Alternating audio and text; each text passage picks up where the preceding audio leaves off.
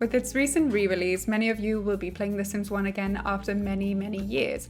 And though at first it might feel like a warm bath of nostalgia, upon closer inspection, some things might look slightly off. Let's first quickly address what's changed with the re-release, as in essence it's the same game with some updated graphics.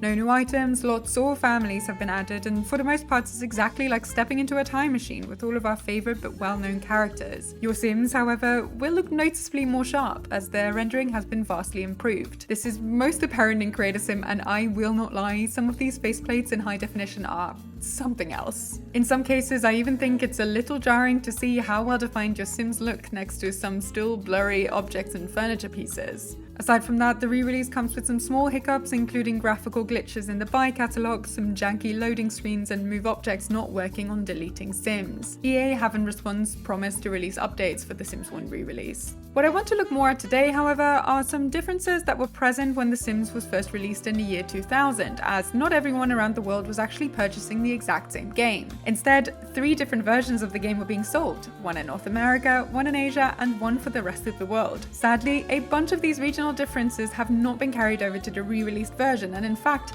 many things in the version for Asia and the rest of the world in the re-release have been changed to copy the American re-release, which might be the reason that the game does not fully look like how you remembered it. The bulk of the changes between the versions and localizations is cosmetic, but some of them take it even a little step further, and we're going to look at all of those today. The first differences can immediately be spotted upon launching the base game for The Sims in its neighborhood view. The American version of the game sees the streets lined with pavements, or sidewalks as they would say, and covered in road markings, in contrast to the versions sold in Asia and the rest of the world, where they have been removed. There are also notable differences between the exterior look of the houses that come with the game. The most obvious example is one of the empty houses that you can find at the bottom right corner close to the water. In the version for the rest of the world that was mostly sold in Europe, it has been given a coating of bricks for the siding and terracotta tiles for roofing.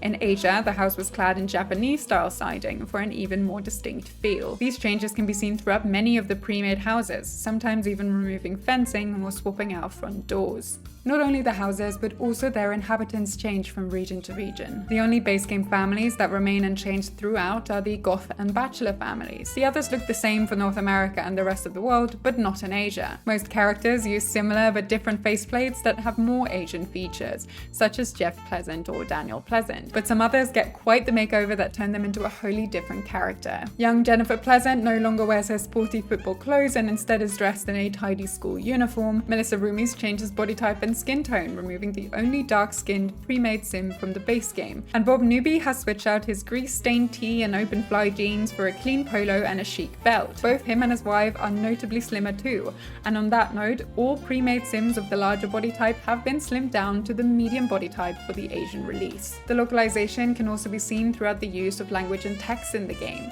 as the game was released in 14 languages initially, with later languages such as Finnish coming out when expansion packs were released. What stayed the same in most languages though was its title, but for its Japanese release, EA even went as far as changing the title of the game from The Sims to Sim People, with its own special logo and all. It's never really been confirmed as to why this was the case. There are some theories floating around that definite articles are tricky in Japanese, but then again, we also have languages such as Polish or Swedish that just chose to take the English title instead. This localization process also extended to the translation of names for pre-made Sims, and as a linguist, of course, this is the rabbit hole that I love to fall into. It's also where my heart breaks the most upon opening the re-release, as any non-English version of the re-release now uses the English names for the families instead of the localized ones. For the original re-release, the translators did an excellent job at preserving the essence or meaning of the last name that had been given in the original English. A good example of this is the translation of the Pleasant family across different languages. In French, they're called bon pot, which can be translated as good friend, or